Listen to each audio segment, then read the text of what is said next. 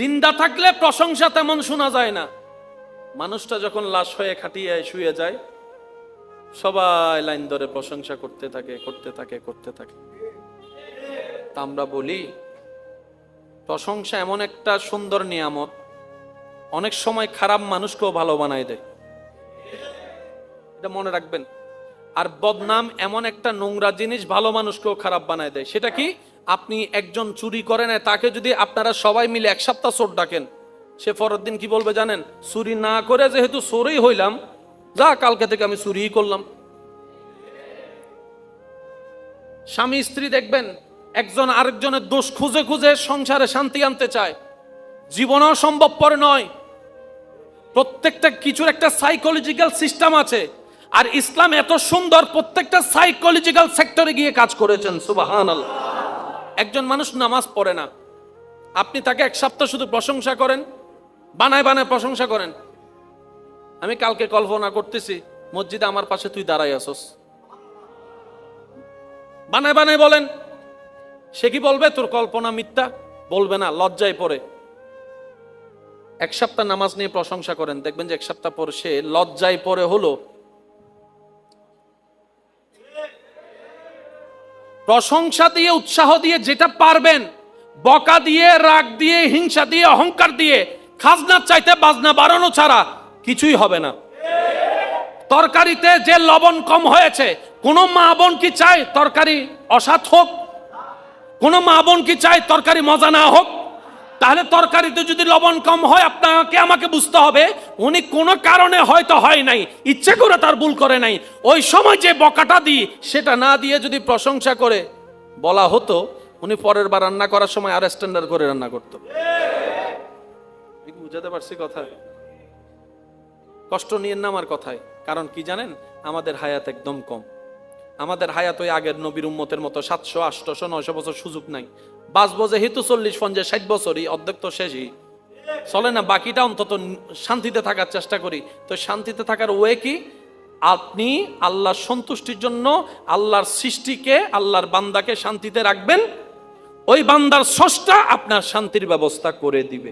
আপনি শান্তি পাওয়ার নিয়ম কি? অন্যকে শান্তিতে রাখা। এবার অন্য শব্দটার ভিতরে সামনের জন আল্লাহর বান্দা শব্দের ভিতরে আপনার মা আছে না নাই? জোরে বলেন না, আছে না নাই? বাবা, স্ত্রী, স্বামী, আপনি আল্লাহর বান্দা হিসেবে সবাইকে সম্মান করেন, ভালোবাসেন, শান্তিতে রাখেন। ওই বান্দার আল্লাহ আপনার শান্তি কিভাবে দিতে হবে এটা উনি জানে। ওয়াল্লাযী আনজালা সাকিনাতা ফি কুলুবিল মুমিনিন, উনি জানে কিভাবে শান্তিটা দিতে হয়। আর রব যখন শান্তি দিতে চায়, ওই নমরুদের আগুনের ভিতরেও ইব্রাহিম নবীকে শান্তিতে রাখেন। আর রব যখন শান্তি দিতে চায় না, ওই ফেরাউনের মহলের ভিতরেও সে শান্তিতে থাকতে পারে। সেজন্য তাওয়াক্কুলটা রবের উপর, বর্ষটা রবের উপর, মন প্রাণ উজাড় করে নবী রহমাতুল্লিল আলামিনের ভালোবাসা, সাহাবায়ে কেরামের ভালোবাসা, আহলে বায়েতের ভালোবাসা, আল্লাহর ওলিদের ভালোবাসা। কেন ভালোবাসবো? এক কথায় বুঝবেন, আমরা কোনো ব্যক্তিকে মানি না, আমরা কোনো ব্যক্তির নামকে মানি না, আমরা তাকে মানি যে রবের হয়। আব্দুল কাদের নামের মানুষ আপনার এলাকায় অভাব নাই, কিন্তু দেখলে কখনো সালাম দিবেন না। আরেকজন আব্দুল কাদের আসে, উনি যদি এসে কোনো প্রচার ছাড়াই যদি নির্বাচন করে, আমার বিশ্বাস চোখ বন্ধ করে উনি নির্বাচিত হবেন। এত পাগল কেন? বলে যে রবের হবে সে বান্দার হবে। নাম মানলে সবাইকে মানি, আমরা তো নাম মানি না। নাম দিয়ে মানি, আমরা তাকে মানি যে নামটা রবের কাছে প্রিয় হয়। আজকে যদি এই এলাকার সবচাইতে নিকৃষ্ট মানুষটাকে রব বলে যে আমি তোকে ভালোবাসি, ইমাম, মুয়াজ্জিন, আলেম, খতিব সবার উপর দায়িত্ব তাকে দেখে সম্মান করা। কেন? সে রবের হয়েছে, আমরা এখনো রবের হতে। আল্লাহ আমাদের সবাইকে একটু বোঝার তৌফিক দান করুন, নেক আমলের জিন্দেগি বানানোর তৌফিক দান করুন। অন্যের ক্ষতি করে নিজে কখনো লাভবান হওয়া যায়। আর যারা আমরা বলি উনি লাভবান হয়েছেন, এটা আমাদের জ্ঞান, আমাদের চোখে আমরা দেখি যে লাভবান হয়েছেন। কারণ আমাদের কাছে লাভ মানে কি জানেন? 10 টাকা দিলাম 50 টাকা পেলাম, লাভ। আমাদের লাভের হিসাব হচ্ছে একদম কাঁচা কাঁচা। 10 টাকা দিলাম 50 টাকা পেলাম, লাভ। 10 টাকা দিলাম 5 টাকা পেলাম, লস। এটা আমাদের হিসাব। আমাদের দৃষ্টিতে লাভ হওয়া আসল লাভ নয়। রবের রহমতের দৃষ্টিতে যে লাভবান, সেই লাভবানে থাকে ফিদ দুনিয়া ওয়াল আখিরা, দুনো জগতে সে লাভবানে থাকে। সুবহানাল্লাহ। সেজন্য আমরা যেন নিজেকে মাঝে মধ্যে হলো অন্যের চোখ দিয়ে নিজেকে একটু দেখি, তাহলে আমাদের অনেক উপকার হবে। কারণ অন্যের দোষ যেভাবে চোখে পড়ে, নিজের দোষে আপনার আমার সেরকম চোখে পড়ে না। অন্যের ব্যাপার যখন আপনার আমার সামনে আসে, আপনি আমি তখন বিচারকের আসনে বসে বিচার করতে থাকি, জাস্টিস করতে থাকি। আপনি আমি বিচারক হয়ে তাকে শাসাইতে থাকি। আর যখন কেউ আপনাকে আমাকে নিজেদের দোষ বলে, তখন আমরা উকিল হয়ে এটা আমার দোষ নাই, আসলে ভুল করে ফেলছি আর কি। আল্লাহ আমাদের সবাইকে একটু নবীর আদর্শ নিয়ে চলার তৌফিক দান করুন। এখানে অনেকে আছে, কিংবা আমার মাইকের আওয়াজ শুনছে, পড়ালেখা ছেড়ে দিতে হয়েছে শুধু সংসার চালানোর জন্য। ক্লাস 8 পর্যন্ত পড়েছে, 9 পর্যন্ত পড়েছে, কোন রকম জায়গা বিক্রি করে বিদেশ চলে গিয়েছে, এমন অনেক আছে না নাই? কিরে তুই তো এখনো ছোট, গাড়ি টানোস কেন? তুই তো এখনো ছোট, গ্যারেজে কাজ করস কেন? তুই তো এখনো ছোট, পানি আলগাস কেন? মায়ের মুখে ভাত তুলে দেওয়ার জন্য, মায়ের মুখে ভাত তুলে দেওয়ার জন্য। মাঝে মধ্যে এমন চিত্র যখন ভিডিওর মাধ্যমে মানুষ দেখে, চোখের পানি ছাড়তে থাকে তার কষ্টটা দেখে, আর ভাবতে থাকে আমার বয়স 25 বছর, আমি যে জিম্মাদারি নিতে পারি নাই, কিন্তু সমাজের অনেক 8-12 বছরের বাচ্চা পর্যন্ত সে জিম্মাদারি নিয়ে ফেলেছে। তারে এই বুঝ দিল কে? সেগুলো বুঝলো কিভাবে? সুবহানাল্লাহ। তাহলে প্রত্যেকটা মানুষের ফিতরতের ভিতরে, মেইন বেসের ভিতরে দায়িত্ব কিন্তু জমা আছেই।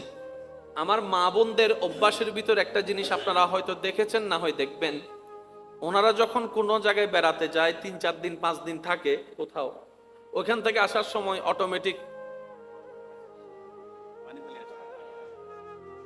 আসতে হবে আপন জায়গায়, জানে, ছেড়ে আসতে হবে জানে, তারপরও আবার অনেক সময় মা বোনে বলে ওনাদেরকে, খালতো বোন চাচতো বোনকে, তোদের কথা খুব মনে পড়বে, তোদেরকে খুব মিস করব।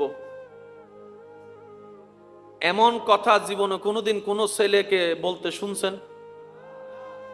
আপনিও তো 4-5 দিন ছিলেন কোথাও। সামান্য খারাপ লাগে, কিন্তু মেয়েদের, মা বোনদের খারাপ লাগাটার একটা বিষয় আছে, মনে রাখবেন। আল্লাহর সৃষ্টিতে শ্রেষ্ঠ মানুষ, মানুষের মধ্যে 3 কোয়ালিটির ভিতরে একটা হচ্ছে পুরুষ, একটা হচ্ছে নারী। এই একটা শব্দ যদি আমরা বুঝতে পারি, অনেক সংসারের জামিলা শেষ হয়ে যাবে। যারা বিবাহিত আছেন একটু শ্রদ্ধার সাথে বলি, একটু খেয়াল করবেন। পুরুষকে বানিয়েছেন, পুরুষকে বানিয়েছেন নারীকে বানিয়েছেন, বাবাকে বানিয়েছেন, মাকে বানিয়েছেন।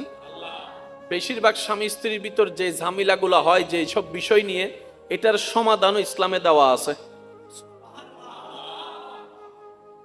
রব যখন পুরুষ বানালেন, পুরুষের সফটওয়্যার আলাদা, মাদারবোর্ড আলাদা,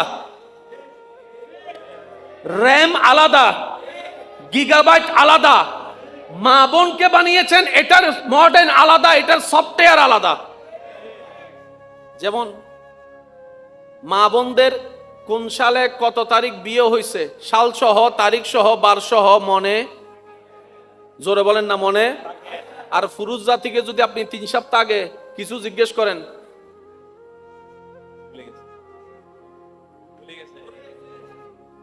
আমার কথা মনে আপনারা কষ্ট পাচ্ছেন মনে হয়। কমন বিষয়, এটা ঝগড়ার বিষয় নয়। তারিখ ডেট মনে রাখাটা নারীদের সৌন্দর্য। সন্তান যখন হয়, ছোট্ট বাচ্চা সন্তান সম্পর্কে যদি কেউ জিজ্ঞেস করে বাবাকে, তোমার সন্তানের বয়স কত, বিশ্বাস করেন 99%, 95%, 90% বাবারাই জানে না কয় মাস হইছে। আপনারা মনে হয় একমত হতে পারছেন তো, নাকি দ্বিমত? কিন্তু মাকে যদি জিজ্ঞেস করেন টিকা দেওয়ার জন্য মাস কয় মাস হয়েছে, সেকেন্ড চিন্তা করার আগেই বলে দিবে আমার এই ছেলের এত মাস, এই ছেলের এত বছর, এই মেয়ের এত বছর। এটা আল্লাহ ওনাদেরকে দিয়েছেন। পুরুষকে পুরুষের গুলা দিয়েছেন, নারীকে নারীর গুলা দিয়েছেন, নারীকে সেগুলো রব দিয়েছেন যা নারীর জন্য কল্যাণ এবং সুন্দর, পুরুষকে সেগুলা দিয়েছেন যা পুরুষের জন্য কল্যাণ এবং সুন্দর। এবার দেখেন, একটু আগে যে কথাটা বলেছিলাম, সংসারের অভাবের টানে 8 বছরের বাচ্চা নেমে গেছে, সে যা কাজ পায় তা করতেছে, 100 টাকা পাক 50 টাকা পাক ঘরের জন্য করতেছে। এটা পুরুষের সফটওয়্যার। সুবহানাল্লাহ বলে না? স্বামী মারা গেছে, বিয়ের 3 বছর পর বাচ্চা আছে, অনেক মা বোনকে দেখবেন একটা বাচ্চা নিয়ে জীবন কাটাই দিয়েছে, দ্বিতীয় বিয়ে করে নাই। এটা নারীদের ধৈর্য শক্তি রব দিয়েছেন। সুবহানাল্লাহ বলি। এবার আসেন, 10 বস্তা সিমেন্ট একজন পুরুষ একজন নারী দিলেন, 10 বস্তা সিমেন্ট কে বেশি তাড়াতাড়ি আনতে পারবে, নারী না পুরুষ? কেন? দুজনই তো রবের সৃষ্টি। রব বলে যে সব আমার সৃষ্টি, কিন্তু আমি ডিজাইনও যেরকম করেছি কাজও ভাগ করে দিয়েছি। 10টা সিমেন্ট আনতে গিয়ে স্বামী এগিয়ে থাকবে, কিন্তু সন্তান জন্মের ধৈর্যের মধ্যে তোমার স্ত্রী মা বোন এগিয়ে থাকবে। সুবহানাল্লাহ বলি না? এবার বলেন, সংসার টিকার জন্য ধৈর্যের দরকার আছে না নাই? আল্লাহ যদি আমাদের মা বোনদেরকে ধৈর্যের পাহাড় না বানাতেন, আপনার আমার দাদি নানিকে যদি ধৈর্য না দিতেন, মাকে যদি ধৈর্য না দিতেন, আমার বিশ্বাস পৃথিবীতে পরিবার নামের শব্দও থাকতো না। সত্যিকার একটা কথা বলেন, এই সমস্ত কথাগুলো আমাদের সমাজের জন্য দরকার আছে না নাই? কারণ দিন দিন ডিভোর্সের হার কমতেছে না বাড়তেছে? জামিলা কি কমতেছে না বাড়তেছে? তার কারণটা কি জানেন? আপনি আইফোনের সফটওয়্যার দিয়ে স্যামসাং চালাতে পারবেন না, স্যামসাং এর চার্জার দিয়ে আপনি আইফোন চার্জ দিতে পারবেন না। আমরা বেশিরভাগ পুরুষ, বেশিরভাগ নারী, পুরুষ পুরুষের সফটওয়্যার দিয়ে নারীকে কন্ট্রোল করতে চায়, নারী নারীর সফটওয়্যার দিয়ে পুরুষকে কন্ট্রোল করতে চায়, স্বামী স্বামীর সফটওয়্যার দিয়ে বউকে তৈরি করতে চায়, কন্ট্রোল করতে চায়, বউ বউয়ের মতো করে স্বামীকে কন্ট্রোল করতে চায়, যার কারণে কোনো কিছুই আর সম্ভব হয়। এবার বলেন, দোষ কার? আল্লাহর? দোষ নবীর? দোষ ধর্মের? এই যে মেনটেনটা করতে পারি নাই, দোষটা কাদের? আমাদের। কোন জায়গায় দোষ জানেন? নামাজ ভুল হয়েছে, কিভাবে পড়বো, কাজা নামাজ কিভাবে পড়বো, আমার এই নামাজ সেই নামাজ কিভাবে পড়বো, রুকু তাসবিহ আমি আপনি প্রশ্ন করলে ইমামের কাছে চলে গিয়েছি। রোজার মধ্যে কোনো মাসালা যদি আপনার আমার কোনো একটু খটকা লাগে, ইমামের কাছে চলে গিয়েছি। হজের ব্যাপারে যদি কোনো একটা শরীয়তের মাসালা জানার হয়, ইমামের কাছে গিয়েছি। এবার আপনি নিজেকে প্রশ্ন করেন, কয়জন মানুষ স্বামী হওয়ার পরে ইমামের কাছে জানতে চেয়েছেন, হুজুর স্বামীর দায়িত্ব কি কি, আমাকে একটু বুঝাই দেন। আমরা মনে করি 3 কবুল বললেই স্বামী হয়ে যায়, 3 কবুল বললেই বউ হয়ে যায়। এটার একটা জিম্মাদারি। কারণ আপনি এখন যে জায়গায় বসে আছেন জানেন, এটা শুধু মসজিদ নয়, এটা সমাজ সংস্করণের জায়গা। এটা এই জায়গা থেকে যদি আওয়াজটা সেইভাবে যায়, সমাজ সংস্কার হতে বাধ্য বাধ্য বাধ্য মসজিদ। কিন্তু আমরা তো সেটার মূল্যায়ন করতে জানি। এবার বলেন, কোন স্বামী কোন স্ত্রী বিয়ে করার পর সুখ চায় না? সবাই চায়। তো সুখ যদি চাই, আমাদেরকে একটা নিয়মে আসতে হবে। কি বলেন আপনারা? একটা নিয়মে আসতে হবে। এবার নারীকে নারীর মতো বানালেন কে? জোরে বলেন না কে? পুরুষকে পুরুষের মতো বানালেন কে? এবার আপনি যদি সফটওয়্যার চেঞ্জ করে দেন, কোন পুরুষকে যদি আপনি মহিলার গুণ দেখেন, তখন তো আপনি তো হাইসা বলেন আপ লেডিস। আপনি সেটাকে এলাও করছেন না, পছন্দ করছেন না। আবার কোন নারীর ভিতর যদি পুরুষের মতো কথা আওয়াজ থাকে, তখন আপনি বলেন যে বেড়া হই গি। নারী নারীর গুণে সুন্দর, পুরুষ এখন যেন আওয়াজটা ছোট না হয়। বলেন তো, এই গুণে গুণান্বিত করে নারীকে নারীর মতো, পুরুষকে পুরুষের মতো বানাই দিলেন কে? আরো জোরে বলেন, বানাই দিলেন কে? আল্লাহ আমাদেরকে একটু বুঝে শুনে আমল করার, জীবন গড়ার তৌফিক দান করুন। তাহলে আল্লাহ মানুষকে শ্রেষ্ঠ বানালেন, দায়িত্ব দিলেন। এবার আল্লাহ তাআলা কি বলছেন একটু খেয়াল করুন। আপনাদের এখানে নদী আছে? আশেপাশে নদী? নদীর সাথে সাগরের একটা সম্পর্ক আছে। আপনাদের এই এলাকায় যত প্রকার ময়লা আছে, ময়লা পানি আছে, এগুলো কোথায় যায় বলেন না? খালে। প্রথমে নালা, নালা থেকে খাল, খাল থেকে নদী। এবার আপনি যদি খাল এবং নদীর মাঝখানে একটা ব্যারিকেড তুলে দেন, 3 মাস থাকেন তো এই এলাকায়? দুর্গন্ধে থাকা। এবার রবের প্রসেসিংটা দেখেন। বান্দা বলে যে আল্লাহ এতগুলা ময়লা পানি আমি নিব কোথায়? খাবার পাই না, ময়লা পানি নিব কোথায়? কর্মচারী তো রাখার কোনো সুযোগ নাই। রব বলে যে একটা কাজ কর, তোর ঘরের ভিতর থেকে পাইপটা দিয়ে একটা নালা বানা, ওই নালাটা গিয়ে যোগ হবে খালে। তো আল্লাহ খালের মধ্যে যদি পুরো এলাকার মানুষের ময়লা জমে, 3 মাসের বেশি তো থাকা যাবে না। রব বলে যে ওই দায়িত্ব তোর নাই, ওই টেনশন তোর নাই, এটা আমি দেখতেছি। আল্লাহ কি করলেন জানেন?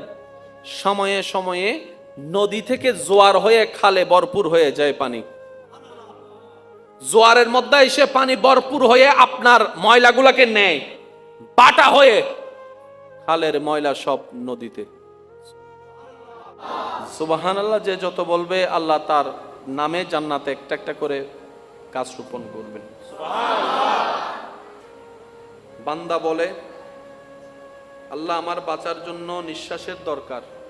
রব বলে যে অগণিত গাছের ব্যবস্থা আমি করে দিলাম। বান্দা বলে যে আল্লাহ আমার খাবারের জন্য কিছু ধানের দরকার, চাউলের দরকার। রব বলে যে আম গাছে আম ধরাবো একবার, তোর যেহেতু ধান বেশি দরকার, চাউল বেশি দরকার, বছরে 2 বার অথবা 3 বার আমি মাটিকে হুকুম দিয়ে দিলাম। রব বান্দা বলে যে ইয়া রব আমার সুস্থ থাকার জন্য শরীরে কিছু প্রোটিন দরকার, ক্যালসিয়াম ডাক্তারে বলেছে, ওষুধ দিয়ে তো সবকিছু সম্ভবপর নয়। রব বলে যে তোমার খাবারের জন্য আমি শাকের ব্যবস্থা করে দিলাম। শাকের জগতে লাল শাক আলাদা করলাম, এই শাক আলাদা করলাম, ওই শাক আলাদা করলাম। সুবহানাল্লাহ। বান্দা বলে যে আল্লাহ আমিষের দরকার। রব বলে যে একটু নদীর মধ্যে জাল মাইরা দেখ, সাগরের মধ্যে জাল মাইরা দেখ, আমিষ জাতীয় খাবার আমি সেখানেও ব্যবস্থা করে দিলাম। সুবহানাল্লাহ। বান্দা বলে যে আল্লাহ আমার এটা দরকার। রব বলে যে আমি তোকে সেটা দিয়ে দিলাম। এবার বান্দা বলে যে আল্লাহ আমার শরীরের জন্য ভিটামিন ডি দরকার। রব বলে যে সূর্যের কাছে আমি তোর ভিটামিন ডি এর ব্যবস্থা করে দিলাম। সুবহানাল্লাহ। আরো জোরে বলেন না সুবহানাল্লাহ। এবার বান্দা বলে যে আল্লাহ আমার ক্ষেতটা যে করেছি সেই ক্ষেতের মধ্যে কৃষি বিজ্ঞানী বলেছে বৃষ্টির পানি দরকার। রব বলে যে কোনো প্রকার মেশিন ছাড়া, টাঙ্কি ছাড়া আমি মেঘ থেকে বৃষ্টির ব্যবস্থা করে দিলাম। সুবহানাল্লাহ। বান্দা বলে আল্লাহ আমার ময়লাগুলো নেওয়ার জন্য একটা রাস্তার দরকার, প্রত্যেকটা দিনের ময়লা, এমন তো নয় যে মাসে ময়লা। রব বলে যে তুই খাল থেকে ফেল, আর নালায় ফেল, নালা থেকে খালে, খাল থেকে নদীতে, নদী হয়ে সাগরে, বেনিশ করার দায়িত্ব আমি নিয়ে নিলাম। সুবহানাল্লাহ। বান্দা বলে আল্লাহ আমার চোখের জ্যোতি দরকার, চোখের জ্যোতি বাড়ানো দরকার। রব বলে যে সবুজ ঘাসপালার ব্যবস্থা আমি রবেই করে দিলাম। সুবহানাল্লাহ। আর একটু জোরে জোরে বলেন না সুবহানাল্লাহ। বান্দা বলে যে আল্লাহ আমার এটা দরকার। রব বলে যে আগে থেকেই দিলাম। বান্দা বলে যে আল্লাহ আমার ওইটা দরকার। রব বলে যে ওইটা দিলাম। আল্লাহ পাকে যা দরকার বান্দার সব দিয়ে রেখেছেন। এবার বলেন গাছ নষ্ট করলো কে? এই সুবগি আন্নমাতে গাছ নষ্ট করলো কে? মানুষ। এবার যুবক ভাইদের আওয়াজ লাগবে, মুরব্বীরা শুধু দোয়া দিবেন। পৃথিবীর সবচেয়ে বড় সমস্যার একটা সমস্যার নাম হচ্ছে গ্লোবাল ওয়ার্মিং। আগে আমাদের বাংলাদেশে কয় ঋতু ছিল? 6 ঋতু। এখন পরিবেশ বিজ্ঞানী বলে থাকবে কেমনে? আগে তো বৃষ্টির দিন আলাদা ছিল, এখন তো যে কোনো টাইমে হুট করে মিস কল ছাড়া। আগে বৃষ্টি হওয়ার আগে একটা মিস কল দিত, যারটা দেখে আমাদের মা বোনেরা ছাদের কাপড় ভিতরে ঢুকাই ফেলতো। দাদি বলতো যে হবো বৃষ্টি আইবো, ঢুকো। ও দাদি তুই কি আবহাওয়া অধিদপ্তরে সরি করছো না? ইন জানো কেনে হতে মিস কল দিতে আসো না? আরো জোরে, আরো জোরে। এবার কোন আওয়াজ ছাড়াই বৃষ্টি। কিরে মিস কল কেন দস? হতে মিস কল দিবে রাস্তা তোরা ন রাহস। শীতের টাইম ঠিক নাই, গ্রীষ্মের টাইম ঠিক নাই, তাপমাত্রা ঠিক নাই, এটা ঠিক নাই। সবাই মিলে পরিবেশ বিজ্ঞানীর কাছে গেলাম। পরিবেশ বিজ্ঞানী বলে যদি ঠিক করতে চাও অনেকগুলা কাজ করতে হবে, তার মধ্যে একটা কাজ গাছ লাগান, পরিবেশ বাঁচান, গাছ লাগান, পরিবেশ বাঁচান। নদী বাঁচাইতে হবে, সাগর বাঁচাইতে হবে, পানি পরিষ্কার রাখতে হবে, ময়লা আবর্জনা থেকে দেশকে মুক্ত রাখতে হবে, বিশেষ করে ধোঁয়াগুলা বন্ধ করে দিতে হবে। আশা করি বুঝতে পারতেছেন আমি কি বলতে চাচ্ছি। ধোঁয়াগুলা বন্ধ করে দিতে হবে, কলকারখানার ময়লা আবর্জনা এসিডগুলোকে বন্ধ করে দিতে হবে। এবার সব কিছু যখন আমাদেরকে জানাতে শুরু করলো পৃথিবী সুন্দর রাখার জন্য কি কি করা দরকার, কারণ আমরা তো পৃথিবীর বাইরে যেতে পারবো না, তখন ওখান থেকে বের হয়ে একজনে বলে আমাদের পৃথিবী তো আমরাই ধ্বংস করে দিয়েছি। আপনার কারণে আমি সাজা পাচ্ছি, আমার কারণে আপনি সাজা পাচ্ছেন। এই সমাজের জন্য যৌতুক কি? অভিশাপ বলেন না, যৌতুক কি? জোরে বলেন, যৌতুক কি? এই যৌতুকটা কেউ না কেউ একজন শুরু করছিল। তো এই কেউটাকে হয়তো আমার, আপনার। বুঝাইতে পারছি কথা? আজকে যেটাকে মহামারী বলছেন সেটা প্রথমে কিন্তু মহামারী ছিল না। একজন থেকে দুইজন, দুইজন থেকে আচ্ছা, জীবনে কোনোদিন কেউ চিন্তা করছে কোনো বেড়া মানুষ, পুরুষ মানুষ, ছেলে মানুষ, বড় মানুষ হাফ প্যান্ট ফিরে হাঁটবে? কিন্তু এটা শুরু হয়ে গেছে এখন ওই দেখতে দেখতে। তো শুরু তো কেউ না কেউ করছে। তাহলে প্রত্যেকটা কিছুর পিছনে দায়ী আমরা। জোরে বলেন না দায়ী আমরা। আরো জোরে বলেন দায়ী আমরা। আল্লাহ প্রত্যেকটা কিছুর পিছনে দায়ী আমরা। আল্লাহ উল্টা কি করে জানেন? রহমত করে আর দয়া করেন। এবার আসেন 22 নম্বর সূরা, সূরা হজ। সূরা আচ্ছা, বুঝতে পারছি আপনারা বিরক্ত হয়ে গেছেন। আমি আর 10 মিনিট করে ছেড়ে দিচ্ছি, আপনাদের থেকে বিদায় নিচ্ছি। না, আপনাদের আওয়াজ শুনে বুঝতে পারছি আসলে আমি আপনাদেরকে আর কষ্ট দিব না। 22 নম্বর সূরা, সূরা হজ, আয়াত নম্বর 10। আল্লাহ তাআলা রব্বুল আলামিন বলেন 22 নম্বর সূরা, সূরা হজের 10 নম্বর আয়াত আল্লাহ তাআলা বলেন যালিকা বিমা কদ্দামাত ইয়াদাকা ওয়া আন্নাল্লাহা লাইসা বিযাল্লামিন লিল আবিদ। সুবহানাল্লাহ। মোট কথা হচ্ছে তোমরা যা দেখছো, যা পাচ্ছ, যা হচ্ছে সবগুলা তোমাদের হাতের কামাই। বলছেন কে? আরেকটু জোরে। আল্লাহ বলছেন আমাদেরকে যা হচ্ছে, যা ঘটছে, যা অশান্তি সবকিছু ও আমার বান্দা তোদের হাতের কামাই। ওয়া আন্নাল্লাহা লাইসা বিযাল্লামিন লিল আবিদ। আর আল্লাহ কোন বান্দার উপর জুলুম করে না। সুবহানাল্লাহ। মূল কথাটা কি? আল্লাহ পাক বলছেন যা পাচ্ছ সব তোমাদের কারণে। কিভাবে? অক্সিজেনের কমতি, গাছটা আমরাই কেটেছি। জোরে। গ্লোবাল ওয়ার্মিং এর জামিলা, ধোঁয়াগুলা আমরাই তুলছি। আর একটু জোরে বলেন না। সব কিছুর পিছনে হয়তো আমি দায়ী, নয়তো আপনি দায়ী, নয়তো আমরা দায়ী। এবার শুনেন বাবা, একটু বাহির একটু যদি দেখতেন, একবার দরুদ শরীফ পড়েন। আল্লাহুম্মা সাল্লি আলা সাইয়্যিদিনা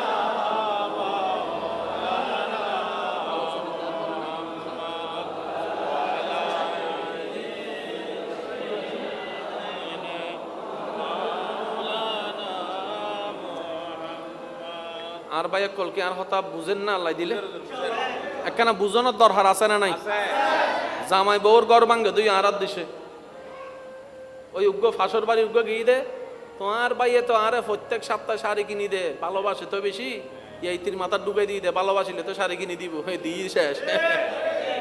ও বল আরেকখানা জোর হ না হনফুয়া কি চাই না সরি নক, হনফুয়া কি চাই না বাপর গাড়ি দিব এর হক।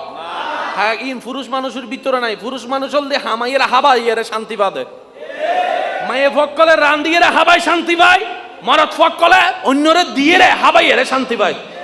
কেউ বাদ দন যাইব না ইয়া ফুয়াগ সরিলে ফল ফল যার গুই সারি মিকে যার এন্ড ইদের টাসমানি হদ দে বদ দিন নোটলত আর হ দিন হাবি হাজ গরি হান্য বারস না ইয়া আজারে হতা হইল তো না ইয়াইতে আজারে হতা সরি কি লইয়ের বইতে কি নাকি কিছু নামাতে বসে সরি লই বইতে কি নাকি লিগ্যাল সরি ভাইলে অত 20 লাখ টাকা ঘুষ দম পরের কিছু নামাতে ঠিক না বে ঠিক এনে সরি নাই সরি এন্ড আবার এদিন নিয়ম করি সরি নির বাক করি এরা আবার যারা সরি বার ইতারা হতে সিট একখান আছে তোরা 10 জন যে টিয়া বেশি দিবি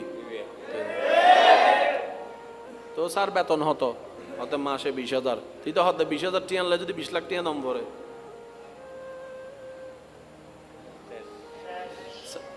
সরিয়ান ন ভাই সাত দোয়ানা তাসি রং সাহার টিয়া নাই দে সাসাগ্য হতে ওড়ো সরি টরি ন করিবিনি বড় ডলো তার হদিন হবি ইয়া ফোয়াইবে সুইসাইড নগরী হনগত্য হদ্দ ভাই আমি কি বুঝতে পারি না হতা পারলে উৎসাহ দেন খোঁচা দিয়েন না ঠেস মাইরেন না কারণ প্রত্যেকটা মানুষ আপন আপন ফিতরতেই চলতে থাকে বলেন না সুবহানাল্লাহ আচ্ছা কি কোনো সমস্যা না কোনো সমস্যা আমরা যা করি আমাদেরকে কেউ না কেউ শিখাইছে না হাঁটাটা এরকম করে দৌড়ে দৌড়ে শিখছি না আচ্ছা দুনিয়াতে আসার পরে যে আপনি আমি মায়ের বুকের দুধ খাইছি আচ্ছা দুধ যে চুষতে হয় সেটা শিখাইলো কে আবার মায় কি বলছে মা আমার দুধ চুষ আমাকে বলছে দুধটা যখন মুখের মধ্যে দিছে অটোমেটিক আমরা চোষা শুরু করছি এই 1 মিনিটের বাচ্চাটাকে এই চোষার জ্ঞানটা কেমনে পাইলো শুনেন এই জিনিসটা একটু বুঝতে হবে আল্লাহ বললে তো সব কথা এক কথাই শেষ তাহলে আর বুঝাটা হলো কই মেঘ আসমান থেকে বৃষ্টি পড়ে আল্লাহ করে কথা তো শেষ তো আপনি গবেষণা কই করবেন আল্লাহ করে সত্য কিভাবে করে আল্লাহ সেটা গবেষণা করতে বলছে যাতে আমাদের কুদরতের ঈমানটা আরো বাড়ে 1 সেকেন্ডের বাচ্চা যদি বাদ দেন গলা আটকে যাবে পিছে দিল গলা আটকে যাবে কারণ সে ডোকগিলার মতো জ্ঞান আল্লাহ তাকে কোনো দেয় নাই কিন্তু আপনাকে আমাকে 1 মিনিটের ভিতরে আল্লাহ মায়ের স্তন চোষার মতো জ্ঞান দান করেছেন তার মানে কি জানেন আল্লাহ তাআলা প্রত্যেকটা সৃষ্টিকে আপন আপন জগতে টিকে থাকার সমস্ত কোয়ালিটি দিয়েই পাঠিয়েছেন যেমন কোন একটা বিপদের মধ্যে মা বোন কান্নাকাটি চিল্লা করা স্বাভাবিক সাগরের মধ্যে একটা জাহাজ যদি তুফানে পড়ে মা চিল্লাবে বোনে চিল্লাবে বউ চিল্লাবে স্বাভাবিক কিন্তু সে জায়গায় একজন পুরুষ স্থির থাকাটাই স্বাভাবিক কারণ সেই বিপদ থেকে বের হওয়ার রাস্তাটা খোঁজার জন্য আল্লাহ পুরুষকে দায়িত্ব দিয়েছেন আর রিজালু কাওয়ামুনা আলান নিসা আর একটু জোরে বলি কিছু কিছু জিনিস আপনাকে আনতে হবে না এটা ফিতরতে আল্লাহ দান করেছেন পানিতে বাচ্চা ছেড়ে দিলেই ডুবে যাবে কিন্তু হাঁসের বাচ্চা ডিম ফুটার পর পরেই হাসে পানিতে আর একটু জোরে হন না বাজে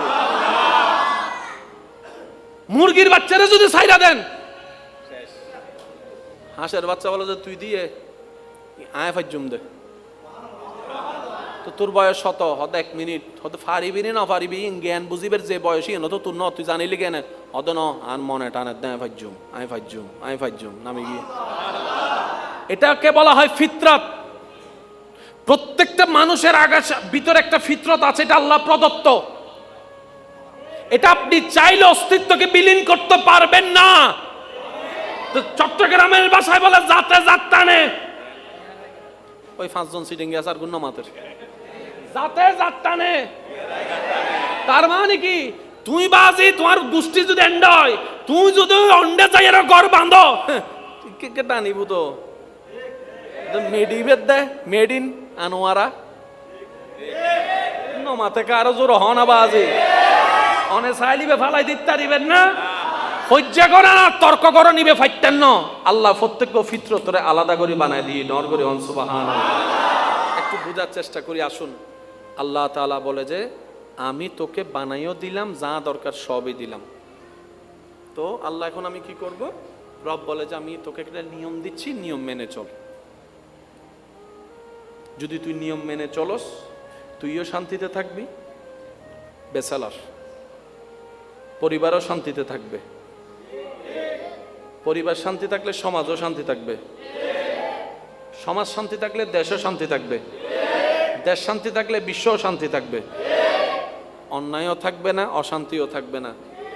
তখন তোর সম্পত্তি যদি কোটি টাকার সম্পত্তি খাটের উপর রেখে যদি বাহিরে যাস একটু ঘুরতে, চোখ বন্ধ করে যেতেও পারবি, চোখ বন্ধ করে আসতেও পারবি, তোর সম্পদ চুরি কেউ আর করবে না। সুবহানাল্লাহ। আল্লাহ তাও কি সম্ভব? রব বলে যে অবশ্যই সম্ভব। বানাই দেয় নেওয়ালা, করে দেয় নেওয়ালা আমি রব আছি। তো তোদের কাজ চেষ্টা করা যা আমি হুকুম দিয়েছি। আশা করি এই শব্দটা একটু নোট করবেন। আল্লাহ পাক বলে তোরা কিছুই পাল্টাতে পারবি না, কিন্তু আমি রব চাইলে দিনকে রাত, রাতকে দিন সেকেন্ডের মধ্যে বানাই দিতে পারি। সুবহানাল্লাহ। রব বলে যে তোরা কিছুই চেঞ্জ করতে পারবি না, কিন্তু আমি রব চাইলে পুরুষকে নারী, নারীকে পুরুষ সেকেন্ডে বানাই দিতে পারি। তো তোরা একটা কাজ কর, চেষ্টা করে করে আমার এবং আমার নবীর হুকুম পালন করার চেষ্টা করে করে আমাকে খুশি করার চেষ্টা কর, আমি তোদের জন্য যা দরকার সব পরিবর্তন করে দিব। সুবহানাল্লাহ।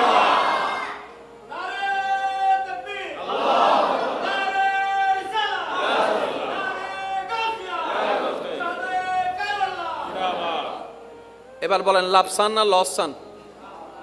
ভাই একটু বলেন না, লাভ চাই না লস চাই? অশান্তি নাই শান্তি চাই? সুস্থতা চাই না অসুস্থতা চাই? এবার এখানে যত আমার মুরব্বী দাদারা আছেন ওনাদেরকে জিজ্ঞেস করেন, আপনারা যখন ছোট ছিলেন তখন এলাকায় কয়টা ফার্মেসি ছিল? কয় গ্রুপের ওষুধ ছিল? ওই ডায়রিয়া, জ্বর। নাতির থেকে জিজ্ঞেস করে তোদের আমলে ওষুধ কি? বৃষ্টি বেতল লম্বা, মাঝখানে আবার ঢুকি গিয়ে করোনা। জোরে জোরে জোরে। পৃথিবী কয়টা? গ্রাম কয়টা? কিন্তু রোগ দিন দিন কমতেছে না বাড়তেছে? ব্যাপার কি? এবার হাদিসে যান আপনি। রসুল পাক সাল্লাল্লাহু আলাইহি ওয়াসাল্লাম বলছেন, যেই সমাজে, যেই এলাকায়, যেই পরিবারে, যেই গোত্রে, অর্থাৎ যখন দেখবা তোমরা বেহাইয়াপনা, অশ্লীলতা, মানুষের চোখ শরম ফেলে যা মন চায় তা করবে, যখন করতে দেখবা চোখ বন্ধ করে বিশ্বাস করে নিও নতুন নতুন রোগের সৃষ্টি হবে, নতুন নতুন অসুখের সৃষ্টি হবে, নতুন নতুন ভাইরাসের সৃষ্টি হবে। যত অশ্লীলতা বাড়িয়ে আল্লাহর হুকুমকে অবাধ্য করবা ততই তোমরা নিজেরাই জামিলায় পড়বা। এবার সত্যি করে বলেন, অশ্লীলতা কি কমছে না বাড়ছে? রোগ কি কমছে না বাড়ছে? আমাদের বলে আমরাই সাজা পাচ্ছি। এবার আপনি বলতে পারেন, আবদ্ধা হতা তো ঠিক আছে, কিন্তু আমি তো কোনোদিন টিকটক ন করি। টিকটক তুই না করছি, অশ্লীলতা তো ও করছে, আমি তো করি নাই, আমি কেন সাজা পেলাম? আল্লাহ পাক বলে যে আমারে জিজ্ঞেস করিস না, আমার নবীরে জিজ্ঞেস কর। এবার আমরা সবাই মিলে কল্পনা জগতের নবীকে প্রশ্ন রাখলাম, ইয়া রাসূলুল্লাহ আমি তো করি নাই, ও না করছে, আমি কেন রোগের সাজা পাবো? নবী বলে যে হাদিস একটা শুনলে হবে না, তো এক হাদিসের সাথে আরেক হাদিসের সম্পর্ক আছে। আল্লাহ তো বলেছিল ভালো কাজের আদেশ দাও, খারাপ কাজ থেকে নিষেধ করো। দাদা হয়ে চুপ করে ছিলা কেন? ও হতা তো ঠিক, এসব কথা বলে না। তো একজনে বলে যে ইয়া রাসূলুল্লাহ আমি তো তার আপন দাদা না। নবী বলে যে সেটা আমি জানতাম, তোমরা বলবা, তাই তো বেসালাত থেকে পরিবারের ব্যবস্থা করে সমাজের ব্যবস্থা করেছি। সামাজিকভাবে বয়কট করো নাই কেন? ফাঁস লাগছে নি ফেস? এবারে বলেন জায়গাটা কার? বলেন না। আমরা যা আছি আমরা কি মালিকানা নাকি বারাটিয়া? তো মালিক যেহেতু আল্লাহর, আল্লাহরই তো লাগবে বেশি যদি আমরা সেটা নষ্ট করি। যেমন আরেকটা হাদিস সবারই জানা, মানুষ যখন আল্লাহর হুকুমের উপরে নিজের মনকে চাওয়াকে প্রাধান্য দেওয়া শুরু করবে, অর্থাৎ আল্লাহর হুকুমকে শুনো না শুনে, দেখেও না দেখে নিজের মন মতো জীবন যাপন শুরু করে আল্লাহ এবং রসুলকে অবাধ্য শুরু করবে, ওই এলাকার, দেশের, বিশ্বের যারা নেতৃত্ব দিবে আল্লাহ তাদের অন্তর থেকে মায়া তুলে নিবে, নীতি তুলে নিবে, তারা জালিম হয়ে যাবে। তা হাদিসে আছে। এক কথায় বলতে গেলে সিডেঙ্গে ভাষা যদি হওয়া ভাই নিজের ট্যাঙত নিজে কি মসজিদি, শুধু কোরআনকে না বুঝার কারণে। ইসলামকে যত গবেষণা করবেন আপনার মনও আলোকিত হবে, আপনার চিন্তাও সুন্দর হবে। আর ইসলামকে যারা ভুল বুঝে, মনে রাখবেন ওনার ইসলামকে বুঝতে পারে নাই, হয়তো নিজের মতো বুঝতে চেয়েছে, প্যাঁচটা ওই জায়গায় লেগেছে। আমি কি বুঝাতে পারছি কথা? আরো জোরে বলেন, কথা বুঝাতে পারছি? আল্লাহ আমাদের সবাইকে একটু বুঝার তৌফিক দান করুন। আল্লাহুম্মা সাল্লি আলা সাইয়্যিদিনা মাওলানা মুহাম্মদ ওয়া আলা আলি সাইয়্যিদিনা মাওলানা মুহাম্মদ। একবার বলি আলহামদুলিল্লাহ। ইসলামের মধ্যে প্রতিবাদের সিস্টেম আছে, আবার ধৈর্য ধরার হুকুম। কখনো কি ভেবে দেখেছেন প্রতিবাদ আর ধৈর্য শব্দটা তো আসমান জমিনের পার্থক্য?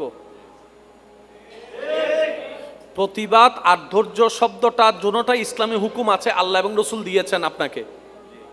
কিন্তু প্রতিবাদ হচ্ছে দিন, ধৈর্য হচ্ছে রাত। দুইটা কি একসাথে কখনো সম্ভব? গরম শীত একসাথে সম্ভব? তো ধৈর্য হচ্ছে দিন, প্রতিবাদ যদি হয় রাত, তো দিন রাত একসাথে হয় না।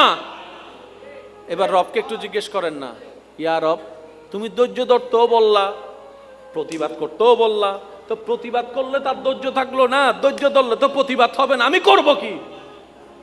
রব বলে যে সলিউশনটা আমার নবীর দরবারে জানিয়ে দিয়েছি, আর রহমান আল্লামাল কোরআন, আমার নবীকে জিজ্ঞেস করো। এবার নবীজি কিভাবে আপনাকে দুইটা আমল করার সুযোগ দিচ্ছেন দেখেন। নবী বলে যখনই তোমার সামনে দেখবা অন্যের উপর জুলুম করা হচ্ছে, চুপ করে থাকিও না, প্রতিবাদের আওয়াজ তুমি গড়ে তোলো, চিৎকার দিয়ে বলেন সুবহানাল্লাহ। তোমার পরিবারে, সমাজে, এলাকায়, দেশে যদি কারো উপর জুলুম করা হয় অন্যায়ভাবে, তার সাথে তুমি একত্রতা ঘোষণ করে তুমি তার পক্ষ নিয়ে, ওই মজলুমের পক্ষ নিয়ে তুমি প্রতিবাদের আওয়াজ তুলো, প্রতিবাদের আওয়াজ তুলো। যখনই দেখবা তোমার কোনো মুমিন ভাই বোনের উপর অত্যাচার করা হচ্ছে, তুমি প্রতিবাদ করো, তুমি প্রতিবাদ করো। আর যখন দেখবা কোনো বিপদ তোমার উপর এসেছে, তুমি আল্লাহর সন্তুষ্টির জন্য ধৈর্য ধরিও। এবার আপনি মানুষ কয়জন? ধৈর্য আর প্রতিবাদ কয়টা? এবার দুইটা একসাথে ধরবেন কিভাবে, সে রাস্তাও ইসলামে দেওয়া আছে। যখন অন্যের উপর হবে আপনি তখন প্রতিবাদী, যখন নিজের উপর হবে ইন্নাল্লাহা মা'আস সাবিরিন। এবার দুটোটা আমল করার সুযোগ হয়েছে কি হয় নাই? এটার নাম ইসলাম না? সুবহানাল্লাহ। আর কেন ছোট হইতো সুবহানাল্লাহ? এটার নাম কি? জোরে বলেন, এটার নাম কি? এটার নাম কি? এটার নাম কি? এবার এই সিস্টেম দিয়েছেন কে? অন্যের প্রতি হলে প্রতিবাদ করো, নিজের ব্যাপারে হলে ধৈর্য ধরো। এবার আপনি দেখেন আপনার সমাজে ঠিক উল্টাটাই চলে। অন্যের ব্যাপারে আমরা, আর নিজের ব্যাপার যখন হয়, কি হলি দি তুই হনমি কেন হম না রে, আইসো না বেড়া গাছতলা, তারপর বুঝিবি কি করেছি। জোরে বলেন কি করেছি? উল্টা করে আল্লাহর অবদ্ধতা করেছি, বাস আমাদের মাথার উপরে জালিম বসে থাকবেই। এটা একদিনের বিষয় নয়, এটা আজীবনের বিষয়। দোষ কার? একটু জোরে বলেন, দোষ কার? আর আমাদের। এই জায়গাগুলা যদি সারা বাংলাদেশের 3 থেকে 6টা মাস এক লেভেলে চলতে থাকে, বাংলাদেশের মধ্যে আমূল পরিবর্তন আসা সম্ভব। আমি কেমনে বুঝাতাম আপনাদেরকে? যদি আপনাদের বিরক্ত না হয় আমি আর 5টা মিনিট সময় নিচ্ছি আপনাদের থেকে। হ্যাঁ, কষ্ট হচ্ছে না তো? পিছনে ভাই কষ্ট হচ্ছে? আচ্ছা, আপনাদের এখানে একটা সংগঠন আছে না? কি নাম? পূর্ব ডুমুরিয়া ঈদ উদযাপন কমিটি আছে না? সদস্য কয়জন? 5 জন, 11 জন, 10 জন, 17 জন, 20 জন, যতজনই আছে। কেউ দেশে আছে, কেউ প্রবাসে আছে। যারা দেশে আছে এখানে আবার অ্যাক্টিভ অনেক নেই, অনেক আনঅ্যাক্টিভ আছে। মনে রাখবেন, যে কোনো সংগঠনে মানুষ থাকবে 5000, অ্যাক্টিভ থাকবে 5 জন। ওই 5 জনের দিকে ফোকাস রেখে যদি আপনি আগাতে পারেন, এই 5 জনে 5,000 জনের কাজ হয়ে যাবে। মনে থাকবে এটা। এই মাহফিলটা হওয়ার আগে ওনারা একটা মিটিং করছিল, আমি কিন্তু ছিলাম না, কিন্তু এতটুকু আমি বুঝি যে একটা মিটিং করছিল। প্রথম মিটিংটা হচ্ছিল সমন্বয়ক মিটিং, করবে কি করবে না, করলে কাকে কাকে ইনভাইট করবে, তারপর নাম প্রস্তাবনা হয়েছে, তারপরে যোগাযোগের চেষ্টা হয়েছে, তারপরে বলে যে অমুককে পাই নাই, তারপরে আবার নাম প্রস্তাবনা হয়েছে, তারপর অমুককে এনেছে। একটা সিস্টেম আছে না নাই? আচ্ছা, এবার যদি আপনার মিটিংগুলা বাদ দেন, সংগঠনের নাম থেকে যাবে, সংগঠন থাকবে না। সেজন্য সংগঠনের একটা নিয়ম আছে, 3 মাসে মিটিং করে, 6 মাসে মিটিং করে। আর এখন তো সবকিছু অনলাইন হয়েছে, বলে যে আমরা 3 মাস 6 মাসে পারবো না, সপ্তাহে সপ্তাহে মিটিং করব। WhatsApp group. উইথাউট মিটিং কোনো সংগঠন টিকবে। ইসলামও তো একটা সংগঠন, ইসলামও তো একটা, যদি ধরি ইসলামও তো একটা সংগঠন, তো এটারও তো মিটিং দরকার। আমরা মিটিং করব কিভাবে? নবী রাহমাতুল্লিল আলামিন বলে, শনি থেকে বৃহস্পতি যে যার মতো 5 ওয়াক্ত নামাজ যেখানে পারো পড়ে নাও, কিন্তু যখন শুক্রবার জুমার দিন আসবে, ওই 10 ঘরের মানুষ এক মসজিদে চলে আসো, এক মসজিদে চলে আসো। সুবহানাল্লাহ বলেন না? এক মসজিদে চলে আসো, ওই একটা মসজিদের সাপ্তাহিক মিটিং। যেমন এখন 10 ঘরের মানুষ এক জায়গায়,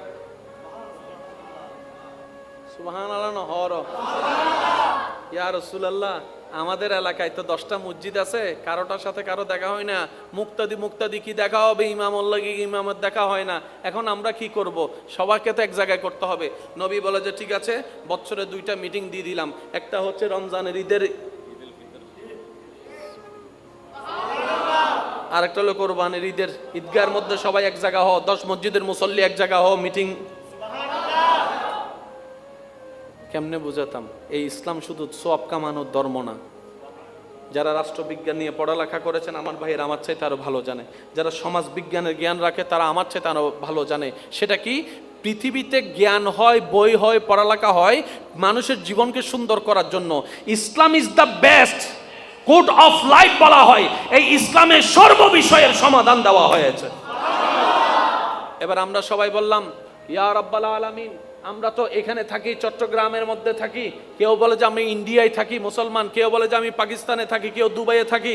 আমাদের তো কারোর সাথে কারো দেখা হয় না। এখন কি করব? রব্বুল আলামিন বলে চিন্তা করিও না, বছর একটা হজের ব্যবস্থা করে দিলাম, একটা হজের ব্যবস্থা করে দিলাম। সুবহানাল্লাহ, সুবহানাল্লাহ। একটা হজের ব্যবস্থা করে দিলাম আরাফার ময়দানে একসাথে। সাংগঠনিকভাবে ইসলামের চাইতে শক্ত নাই। যারা 3 জন জিন্দা আছে তারা হদ্দে নাই, আর গুন গেগু মানলার ও ভাই জিন্দা আসন না, জিন্দা তাইলে একবার হন না ভাই মারহাবা। সাংগঠনিকভাবে ইসলাম উন্নত শক্ত না। আর সাপ্তাহিক মিটিংও আছে, বাৎসরিকও আছে, আবার ওই বাৎসরিকও আছে জীবন মিতি বেগুন। শুধু মিটিং করলেও না, কেন লেনদেন নতাইলে কি মিটিং ইবে জমিব না? কিছু না মাথা কেন দর নদিলে কি মিটিং ইবে জমিব না? আন্তরিকতা বাড়িব না? এবার আরা বেগুন হলাম যে ইয়া আল্লাহ, আরা তো মিটিং করলাম, গেটি এত কে খরচ করতো না স্যার, হানা নদাইলে কেন করে মিটিং চলিব? আর তো কিছু লাগে। আল্লাহ হতে যা রমজান মাস দিয়ে দিলাম, ইতার ঘরের ইফতার উইতরে দের, উইতর ঘরের ইফতার উইতরে দের। আর রাস্তার মধ্যে যেতে টাইমে মাত্র আছে 2 মিনিট বাকি, দোয়ানোর সামনে বইতে কি ইফতার লইয়া রে 5 জন করে ইফতার করেন, আরেকজন রাস্তা দিয়ে যার গোদা আজানোর টাইমে অবাদ্দা নুসিনে নজানে অবাদ্দা আয় বহ বহ দোয়ানোর কর্মী হদ্দে বস অনেক ইবের চিনন না হদ্দে না তো ডাহি বয় উনকা হদ্দিমান মুসলমান বাইনো না টাইমও কি দেন না হমতি কি অবাদ্দা। ইসলামত হমতি নাই, কোরআনত হমতি নাই, ধর্মত হমতি নাই, হাদিসত হমতি নাই। যত হমতি আর মতো গাদার ভিতর আছে দে। আয় অনরে গাদা ন দাহি, আয় আরে গাদা ডেকে দি কিলে গাদা ডেকে হত্যারণ নি ও সিরিঙ্গের কথা আছে, কথা আনিও দিলাম চুলিও দিলাম। এবার তুলি হা শোনা সদুন আছে দিতে নিজে তুলি না হয় আবার শোনা ইদের কি হইবে না ইন্ন মাতে ইদের কি হবেন বহুত বাফে এন্ডে ডায়লগ মারে অদফুত আরা ফরিবেলনে মাস্টার ন ভাই আমি কিন্তু অনার এলাকার মানুষেরও নুসিনি সন মিলেন না আরা বাতে বাদ ন ভাই ইক্কের এক লাতি হাই উক্কের এক লাতি হাই অভূত তোর কি টেনশন রে হানার টাইম থানা ফর কলেজত ফর স্কুলত for mobile the time to time একখানা ফরিন নভারস না ভূত একখানা ফরিন নভারস না ইল্ল হইনে বাপ এই এলাকার আছে তারপরও ফোয়া যদি ন পড়ে দোষ বাপর তারপরও যদি ফোয়াস বালা করি ফরিন ন পারে তাহলে দোষ বাপর দোষ মার ওই দোষ দিবে প্রাইভেট সার ফরা ইবের ফানলার যাতে যাতে ফনরহম নগরিয়ার যাতে ডুং বুং গড়িয়ার শেষ সরি টরি করি ন পারে শেষ পর্যন্ত গ্যারেজ সরি টরি করি হনরাম হাফ শিখি এবার বিয়ে করছি না ন করে ইতার হলদি ফাঁস ভাই হবাই বড় ভাই ইল্লে করে হাসটাস করি বিয়ে করছি বিয়ে করানোর পরে যাতে মাজ্জে ভাই বিয়ে করছি মাজ্জে ভাই আসলে ডাক্তার এবার ডাক্তারের বহু সম্মান উদ্য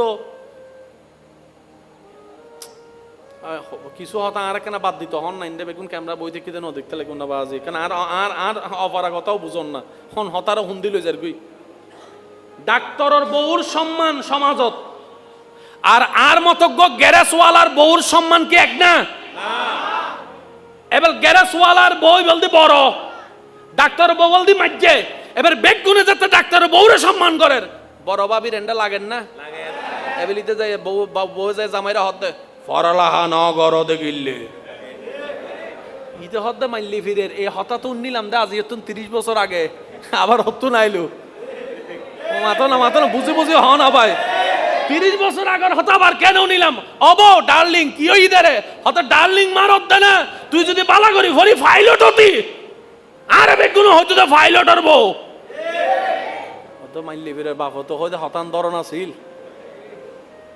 এবার কি বাপের দোষ বউ কি ওর দোষ দিব না জামাই দোষ দিব দে আশা করি আল আকিলু তাকফিহিল ইশারা বুঝিলন সব সময় আঙ্গুল অন্যের দিকে তুইলেন না সবচেয়ে বুদ্ধিমান হচ্ছে আঙ্গুল সব সময় নিজের দিকে রাখা কারণ একটি আঙ্গুল যখন আপনি সাবধান করার জন্য কাউকে থ্রেট দেওয়ার জন্য অন্যের সামনে তুলেন একটি আঙ্গুল তখন আল্লাহ কিন্তু আপনাকে সাবধান করার জন্য বাকি 3টা আঙ্গুল আপনার দিকে করে ট্রিপল সাবধান করে দেয় রব বলে যে বান্দার দোষ আমি ধরব হিসাব আমি নিব তোদেরকে হিসাব নেওয়ার দায়িত্ব দিই নাই তোরা মায়া কর তোরা সহযোগিতা কর ক্ষুধার্তকে খাওয়া তোদের দায়িত্ব তৃষ্ণার্তকে পানি দেওয়া তোদের দায়িত্ব মায়া মমতা নিয়ে বেঁচে থাক দুনিয়াতে কেউ আজীবনের জন্য আমি বিষা দিই নাই সামান্য বিষা দিয়েছি মেহমান হয়ে থাক মেহমানের মতো থাক ইজ্জতে চল ইজ্জত নিয়ে আয় বাকিটা আমি আল্লাহ দেখে নিব সিস্টেম এটাই এই দুনিয়ায় তারাই ব্যর্থ যারা মালিক হওয়ার চেষ্টা করেছে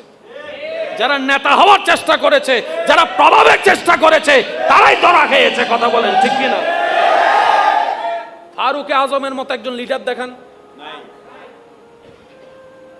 ফারুক আজমের মতো সর্বাধিক একটা লিডার সিদ্দিক আকবরের মতো একটা লিডার ওসমান গনির মতো একটা লিডার মৌলা আলীর মতো একটা লিডার কিন্তু থেকেছেন গাছতলায় আমি কি বুঝাতে পারছি কথা এই পৃথিবীতে তারাই মালিক হতে পারে যারাই রবের গোলাম হয়ে থাকতে পারে ওয়া ইবাদুর রহমান আল্লাযীনা ইয়ামশুনা আলাল আরদি হাওনান কোরআন যার প্রমাণ রেখে যায় বলেন সুবহানাল্লাহ আমার কথাকে কেউ ব্যক্তিগতভাবেও নেবেন না আমার কথার ভিতরে কেউ রাজনীতিক গ্রাণও খুঁজবেন না কারণ আমি একটা হিসাব ভালো করে বুঝি নিজে বাঁচলেই বাপের নাম এখন আল্লাহ এমন সিস্টেম করে ইল্লাল্লাহ লা ইলাহা ইল্লাল্লাহ লা ইলাহা ইল্লাল্লাহ শেষবারের মতো সবাই মহব্বতের ঈমানে আওয়াজে হক লা ইলাহা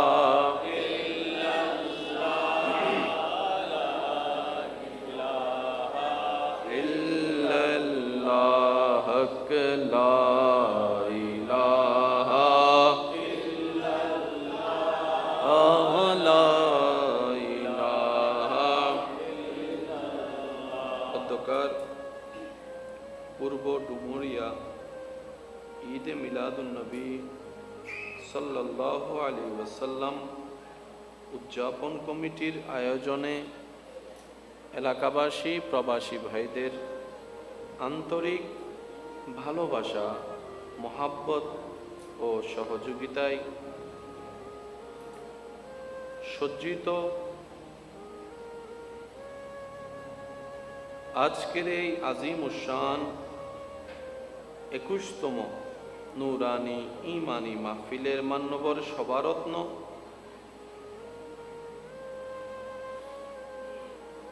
ওয়াহেদ আলী চৌধুরী হাট জামে মসজিদের সম্মানিত খতিবে মুকাররম, রৌনকে মিল্লাত, রৌনকে আহলে সুন্নাত হযরতুল আল্লাম জনাব মৌলানা মুহাম্মদ আব্দুল আলিম রেজবি মদ্দা জিল্লুহুল আলী হুজুর, আজকের মাহফিলের সম্মানিত মান্যবর উদ্বোধক, পূর্ব ডুমুরিয়া শাহী জামে মসজিদের মান্যবর খতিবে মুকাররম, রৌনকে আহলে সুন্নাত, রৌনকে মিল্লাত হযরতুল আল্লাম জনাব মৌলানা সৈয়দ মুহাম্মদ ইরফানুল হক আল কাদেরী মাদ্দা জিল্লুহুল আলী, প্রধান অতিথি হিসেবে যিনি তশরিফ আনবেন, যাদের অক্লান্ত পরিশ্রমে দিন রাত কুরবানির মাধ্যমে ফুলের বাগান তৈরি হয়েছে, যে বাগানে এখন আমরা নির্ভয়ে নিশ্চিন্তে ফুল তুলতে পারি, ঘুরতে পারি। সুন্নিয়তের বাগান প্রতিষ্ঠার অন্যতম মুজাহিদ, হাজারো আলেমের উস্তাজ, আলেম জগতের উজ্জ্বল নক্ষত্র, জামিরজুরি রজবিয়া ফাজিল মাদ্রাসার মান্যবর সফল স্বনামধন্য সাবেক অধ্যক্ষ, মুজাহিদে মিল্লাত, আফতাবে খিতাবত, ওয়াইজে শিরি বয়ান, মুফতিয়ে আহলে সুন্নত হযরতুল আলহাজ আল্লামা মৌলানা মুফতি আহমদ হুসেন আল কাদেরী মাদ্দা জিল্লুহুল আলী হুজুর তাকরীরের খেদমতটুকু পেশ করেছেন।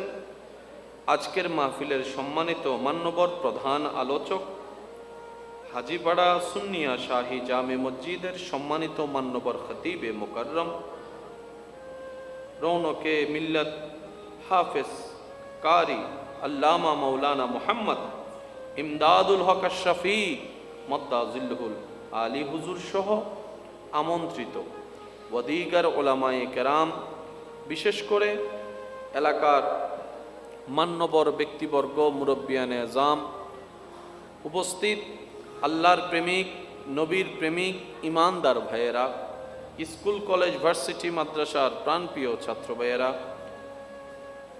দূর থেকে শ্রবণরত আমার সম্মানিত মা ও বোনেরা, উপস্থিত আল্লাহর প্রেমিক, নবীর প্রেমিক, ইমানদার ভাইয়েরা, আসসালামু আলাইকুম ওয়া রাহমাতুল্লাহি তাআলা ওয়া বারাকাতুহু। পাপীর জবান, গুনহগার জীবন, পবিত্র জায়গায় বসে রবের দরবার থেকে ভিক্ষা পাওয়ার নিয়তে শকরের ডালাকে সাথে নিয়ে রবের দরবারে হাজিরা দেওয়ার জন্য আপন আপন জায়গা থেকে রবের দরবারে একবার শুকরিয়া করার চেষ্টা করব। সবাই মিলে বলি আলহামদুলিল্লাহ। আলহামদুলিল্লাহ। আর একটু ইমানি আওয়াজে বলি আলহামদুলিল্লাহ। এই মাহফিলের সূচনা থেকে অদ্যাবধি এবং আমরা সহ মাহফিলের সাথে সম্পৃক্ত ছিল, আছে, মাহফিলের সাথে সম্পৃক্ত ছিল যারা কবরের বাসিন্দা হয়েছেন। আল্লাহ তাদের কবরের আযাবকে মাফ করে দিন, আমিন।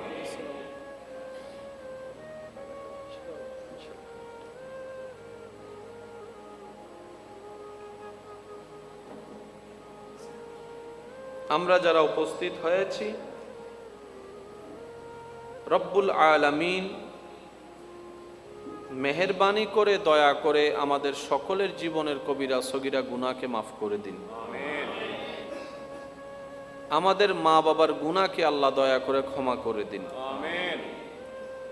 আমাদের যত আত্মীয় স্বজন এবং এই এলাকায় যত কবরবাসী এই মুহূর্তে কবরের কঠিন আযাবে কষ্ট পাচ্ছে,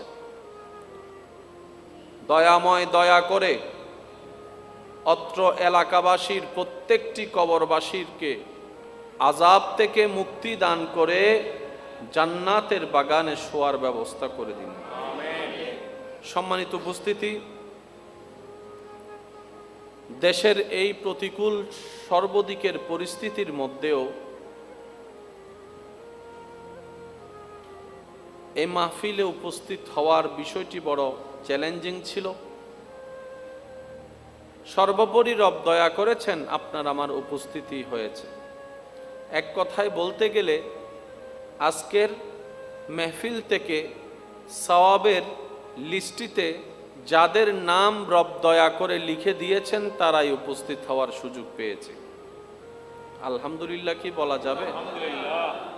আর একটু জোরে বলি আলহামদুলিল্লাহ। আমি বিনয়ের সাথে সবার কাছে নিবেদন রাখব, আল্লাহ তাআলা আমি অধমকে যেইটুকু সময় বলার তৌফিক দান করবেন, এই সময়টুকু আল্লাহর ওয়াস্তে একটু মনের কান দিয়ে আমরা শোনার চেষ্টা করব। বলি ইনশাআল্লাহ। কোন কথা নিবেন, কোন কথা ফেলে দিবেন, আপনার বিবেকের কাঠগড়ায় রেখে দিলাম।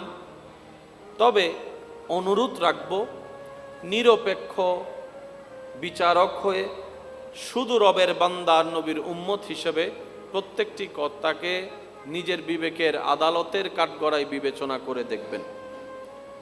তৃতীয় নম্বর অনুরোধ, আমাকে একটু আওয়াজ দিয়ে সহযোগিতা করতে হবে। যারা যারা মন খুলে সহযোগিতা করতে রাজি আছি তারা একবার বলি মারহাবা।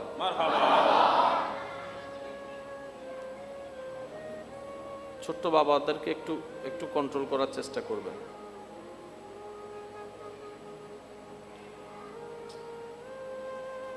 ঘটনার পিছনেও কিন্তু ঘটনা থাকে,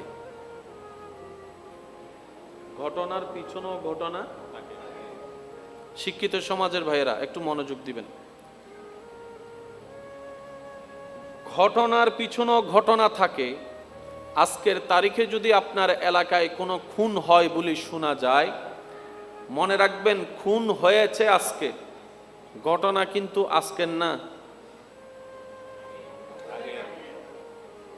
তো ঘটনা যখন তদন্ত করলো, রিপোর্ট বের হলো 3-4 বছর আগে চার দোকানে তাকে সবার সামনে সে অপমান করেছিল।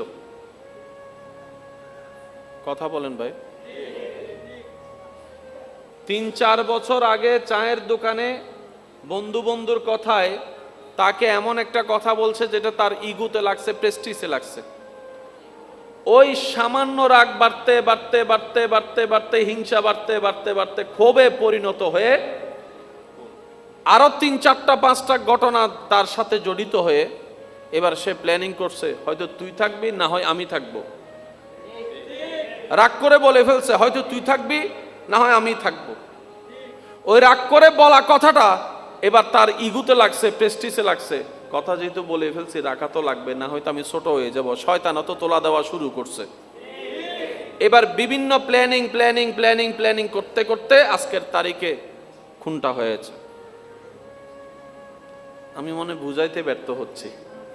আমি কি বুঝাইতে আপনাদেরকে পারছি না? মনে হয় না কষ্ট হচ্ছে আপনাদের? ঘটনা ঘটেছে, বলে না ঘটনা ঘটেছে, কিন্তু বীজ বপন হয়েছে 4 বছর আগে। আম ধরেছে আজকে, কিন্তু আম গাছটা রুখছে দাদাই, খাচ্ছে নাতি। তাহলে ঘটনার পিছনেও কিছু ঘটনা, জোরে বলেন না, ঘটনার পিছনেও ঘটনা। আমি আপনাদের মসজিদ সম্পর্কে জানি না, কিন্তু এই মসজিদের জায়গা নিয়েও ঘটনা আছে, এই মসজিদের দেওয়াল নিয়েও ঘটনা আছে, এই মসজিদের ভিত্তি প্রস্তর নিয়েও ঘটনা আছে, কমিটি নিয়েও ঘটনা আছে। আছে। এটা আপনি ঝগড়া করেন আর তর্ক করেন, আপনি এগুলা থেকে বের হতে পারবেন না, এগুলাকে অ্যাভয়েড করতে পারবেনই না। 10 মাথা 10 চিন্তা, 10 মাথা 10 রকমের মন, 10 মাথার 10 রকমের জবান, 10 মাথার 10 রকমের চলন।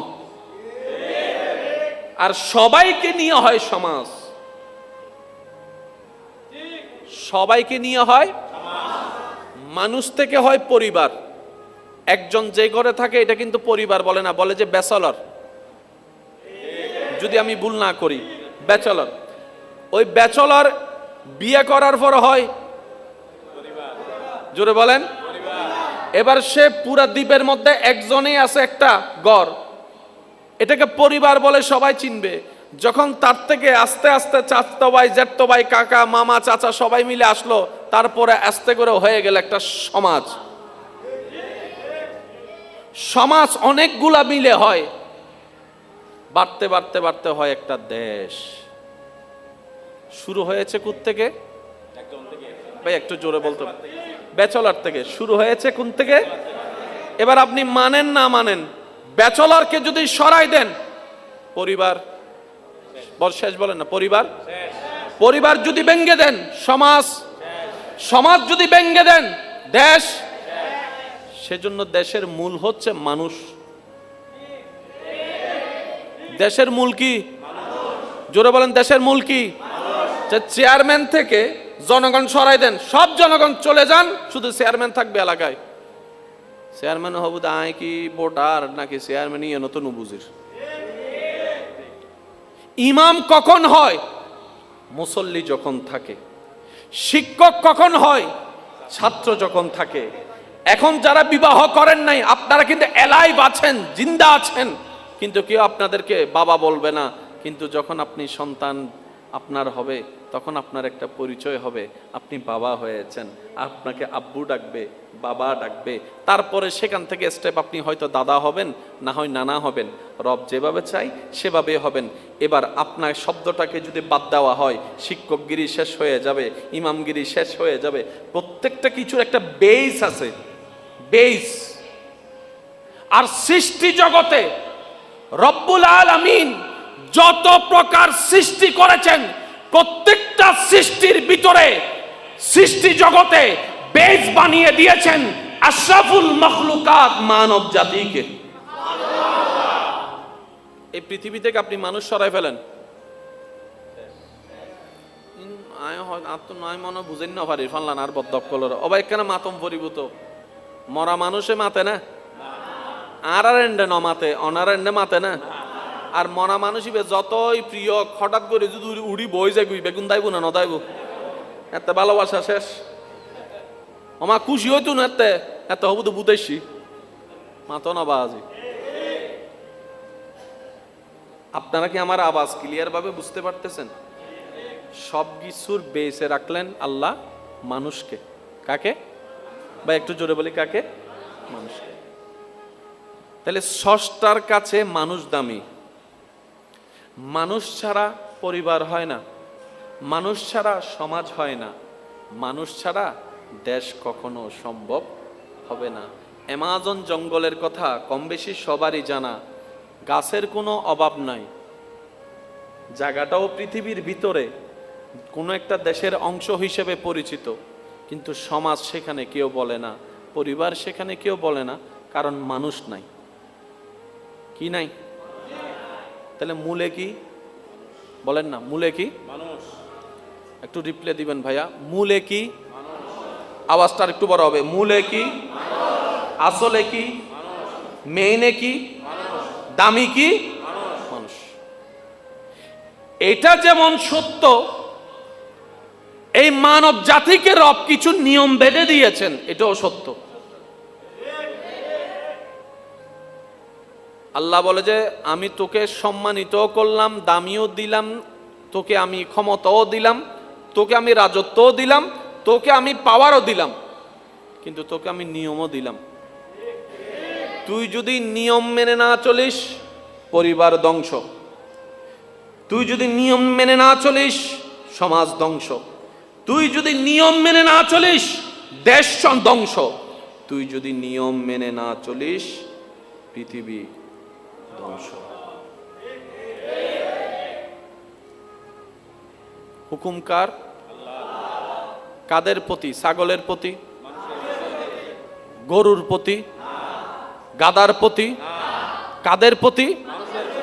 আমাদেরকে রব যেরকম ইম্পর্টেন্টও বানিয়েছেন, তেমনি আমাদের উপর একটা জিম্মাদারিও দিয়ে দিয়েছেন।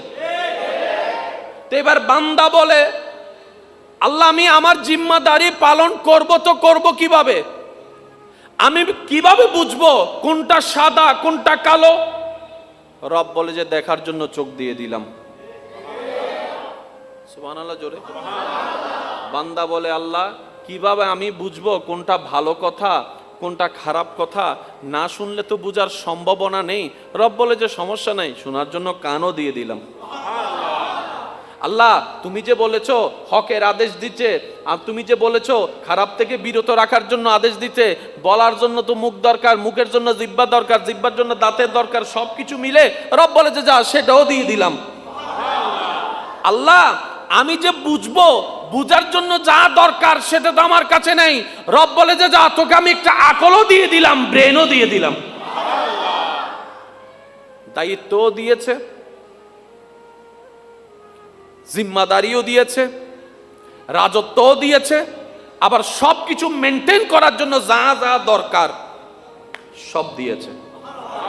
তাহলে রবের পক্ষ থেকে বিন্দু পরিমাণ কমতি রব রাখে নাই।